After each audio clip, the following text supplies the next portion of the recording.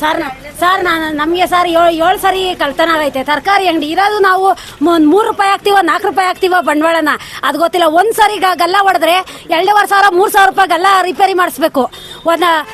ಒಬ್ರು ಇಲ್ಲ night polish ಕೊಡಬೇಕು, ಇಲ್ಲ ಎಮರ್ಜೆನ್ಸಿ ಸ್ಟೇಷನ್ ಕೊಡಬೇಕು. ನಾವು ಇಲ್ಲ ಅಂದ್ರೆ ಪಂಚಾಯತಿ ಮುಂದೆ ಧರಣಿ ಕೂತ್ಕೊಂತೀವಿ. ಭಯ ಏನಾಗಲ್ಲ ನಮಗೆ. ನ್ಯಾಯ ಕೇಳಕ್ಕೆ ಯಾರಾದ್ರೆ ಏನು, ಕೂಲಿ ಮಾಡ್ಕೊಂಡು ತಿಂತೀವಿ. ಬೆಳಗ್ಗೆ ಎದ್ರೆ ನಾವು 2 ಗಂಟೆ ರಾತ್ರಿಗೆ ಎದ್ದೋತೀವಿ ತರಕಾರಿ ಹೊಂಚ್ಕೊಂಬಂದು ಈ ನನ್ನ ಮಕ್ಳಿಗೆ ಉದ್ಧಾರ ಮಾಡಕ್ಕೆ ನಾವ್ಯಾಕೆ ಸಾಯ್ಬೇಕು? ನಮ್ ಗಂಡ ಮಕ್ಳು ಉದ್ಧಾರ ಆಗ್ಲಿ ಅಂತ ನಾವು ಕಷ್ಟಪಡೋದು. ನಮ್ಮ ಹೆಸರು ಆಶಾ ಅಂತ ಹೇಳಿ, ತರಕಾರಿ ಅಂಗಡಿ ಯಜಮಾನ್ರ ಹೆಸರು ಸಿದ್ದರಾಜು. ಇದೇ ತಿಂಗಳು 6ನೇ ತಾರೀಕು ನೈಟು 1:15 ಆಗಿರೋದು. ಪಂಚಾಯತಿ CC ಕ್ಯಾಮ್ರಾದಲ್ಲಿ ರೆಕಾರ್ಡ್ ಆಗಿದೆ. ನಮ್ಮ ಅಂಗಡಿ ಬೀಗನ ಹೊಡೆದ್ಬಿಟ್ಟು ಒಳಗಡೆ ಇರೋಂಥ ಒಂದೇ ಜರ್ಕಿನ ಹಾಕ್ಕೊಂಡು ಒಂದೆರಡು ಕೀಪ್ಯಾಡ್ ಮೊಬೈಲ್ ಇದಾವೆ ತಗೊಂಡು, ಮತ್ತು ನನ್ನ ಡಾಕ್ಯುಮೆಂಟ್ಸ್ ಇದು ಕೋರ್ಟಿಗೆ ಬೇಕಾಗಿರೋವು ಮತ್ತು ಪ್ರಾಪರ್ ಡಾಕ್ಯುಮೆಂಟ್ಸ್ ಇದು ಅವ್ನ ಫೈಲ್ಗಳು ತಗೊಂಡೋಗವ್ರೆ.